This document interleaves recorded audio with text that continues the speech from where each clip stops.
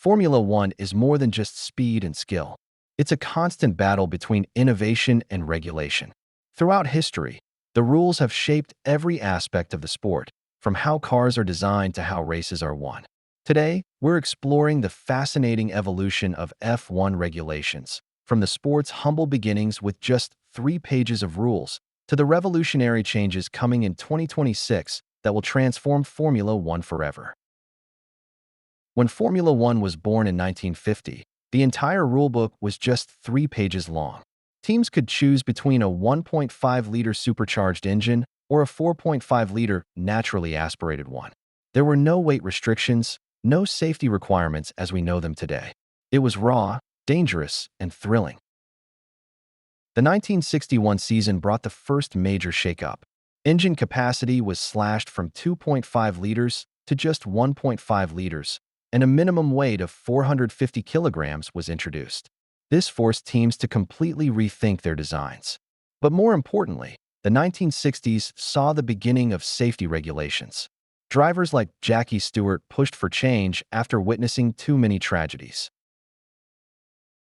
Roll bars became mandatory. Cockpits had to allow quick evacuation. Fire extinguishers, proper helmets, and flame-resistant overalls were required. These might seem basic today, but in the 1960s, they were revolutionary. The FIA was finally acknowledging that driver safety mattered as much as speed. The 1970s changed everything. In 1977, Colin Chapman and Lotus unveiled the 78, a car that mastered ground effect. By shaping the underside of the car to create negative pressure, the Lotus literally sucked itself to the track. Cornering speeds exploded. Other teams scrambled to catch up, each adding their own interpretation of ground effect. But with increased speed came increased danger. Circuits designed for slower cars were suddenly inadequate. Catch fencing was introduced. Runoff areas expanded. The 1970s proved that innovation without regulation could be deadly. The FIA was learning that they had to stay ahead of the engineers, not react after tragedy struck. By 1983, ground effect had gone too far. Cars were cornering at speeds that pushed drivers to their physical limits. The FIA made a bold decision. Ground effect was banned. All cars had to have flat bottom floors. Teams that had invested millions in ground effect technology suddenly had to start from scratch. The 1980s also saw the rise and fall of the turbo era.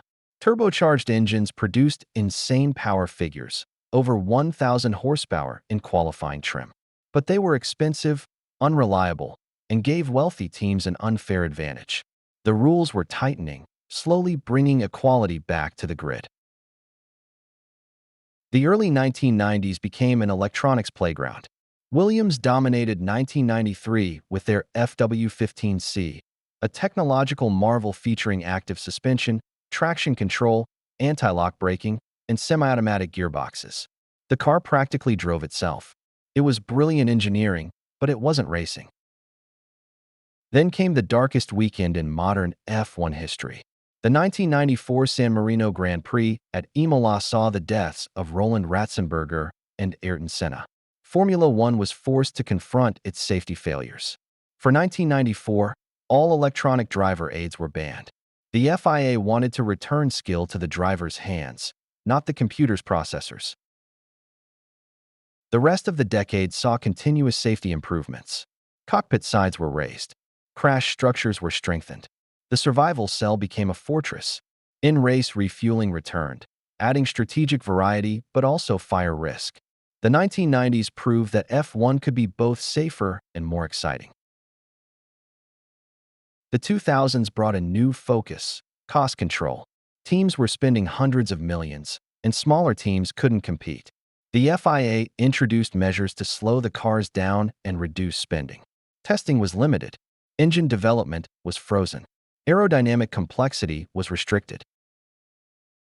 Then came 2014, the hybrid revolution.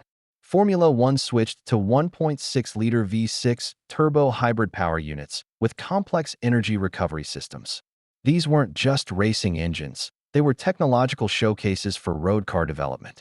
Mercedes nailed the regulations, dominating for 8 consecutive seasons. By the late 2010s, the spending gap was absurd. Top teams had budgets over $400 million, while backmarkers struggled with $100 million.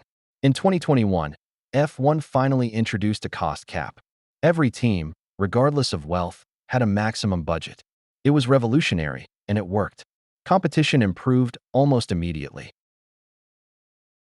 Now we arrive at 2026, the biggest regulation change since the hybrid era. These aren't minor tweaks. This is a complete reimagining of what a Formula One car should be. Let's break down what's changing and why it matters. First, the power units. The 1.6-liter V6 turbo hybrid remains, but the power balance shifts dramatically. The internal combustion engine loses power, while the electric motor triples its output. We're looking at roughly a 50-50 split between petrol and electric. This is Formula One embracing electrification without becoming Formula E. The MGU-H, the heat recovery system that made current power units so complex, is being eliminated. It was brilliant technology, but too expensive and not relevant to road cars. Instead, the MGU-K, the kinetic recovery system, will harvest twice as much energy per lap. More energy means more overtaking opportunities. And here's something that will excite environmentalists. Formula One will run on 100% sustainable fuels. These advanced fuels are made from carbon capture, municipal waste, and non-food biomass. F1 is proving that high performance and sustainability aren't mutually exclusive. Now, let's talk aerodynamics, because this is where things get wild. For the first time in F1 history, cars will have active aerodynamics. Both front and rear wings will dynamically adjust their angle depending on where the car is on the circuit. In corners, the wings close for maximum downforce. On straights, they open to reduce drag. DRS, that artificial overtaking aid we've relied on since 2011, is gone. Instead, we have overtake mode. When you're within 1 second of the car in front, you get access to extra electrical energy at a single detection point. It's more natural, more strategic, and requires actual racekraft. There's also a manual override mode, which drivers can activate at any point around the lap for defense or attack. But here's the catch. It only works if you have enough battery charge. Energy management becomes crucial. Drivers will need to think several laps ahead, balancing aggression with conservation. The cars themselves are changing too. They'll be shorter, narrower, and lighter. The wheelbase shrinks, making the cars more nimble through corners. Front wings will be simpler with in-washing barge boards designed to prevent the dirty air problem that's plagued modern F1. Better racing is the goal. Safety isn't being forgotten either. The driver survival cell will undergo more rigorous testing. The roll hoop must handle 23% more load. Even as F1 pushes boundaries with new technology, protecting the drivers remains the absolute priority. So what does all this mean for Formula One? The 2026 regulations represent a philosophical shift. F1 is acknowledging it must be relevant to the world beyond racing. Sustainable fuels, increased electrification, cost control, these aren't just rules, they're survival strategies. But will the racing be good? That's the billion-dollar question. Active aero and manual override modes could create incredible battles, or they could become gimmicky. The simplified front wings might fix the dirty air problem, or teams might find new ways to create turbulence. History teaches us that engineers always find loopholes. What we do know is this: Formula One has always been at its best when embracing change.